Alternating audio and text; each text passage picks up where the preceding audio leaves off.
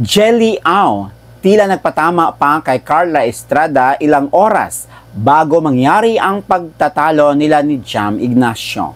Kumalat sa social media ang isa sa mga huling post ng DJ na si Jelly Au ilang oras bago sila magkaroon ng pagtatalo ng kanyang nobyo na si Jam Ignacio. Sa kanyang post, makikita ang pagpapaayos ng kuko ni Jelly sa nail technician na si Carla na kapangalan ng ex ng kanyang boyfriend. Maririnig pa ang patawa-tawa ni Jam habang siya ay inayusan ng kuko. Samantala, si Carla Estrada naman may mensahe matapos ang isyo na kinakaharap ngayon ng kanyang ex-boyfriend na si Jam Ignacio. Tila blooming ngayon ang television host na si Carla Estrada at nakipagtsikahan pa ito sa kanyang mga fans online. Ilang mensahe ng kanyang mga fans rin ang kanyang sinagot. Isa na rito ang good. My day was good. Ito ang sabi ni Carla.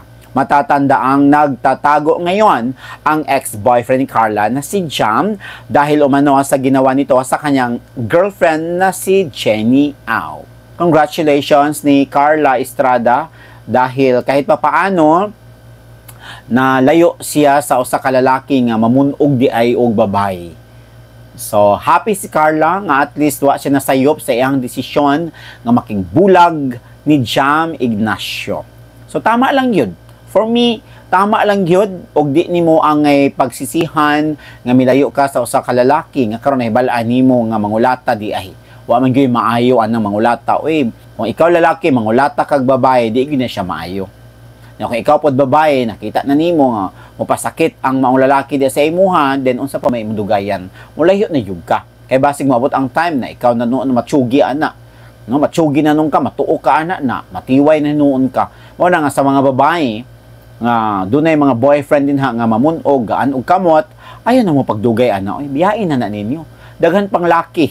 Daghan pa mo makita ang mga lalaki din ha sa palibot ngano mo stick man gid mo ng mga lalaki nga kusog mo pasakit gaan kayo og kamot.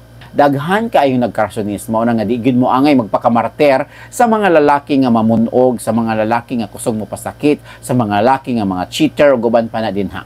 Pangita mo, hatagig value ang inyong kaugalingon, hatagig bili ang inyong kaugalingon, ayaw mo pagpakamarter sa lalaking dili siya angay pakamartiran, dili deserve nga magpakamartir mo. Daghan pang mga lalaki, mga buutan, responsable ug uban pa, mao nga ayaw mo pag-stick sa mga lalaki nga gwapo lang, unya mamunog di ay to, scared na oy.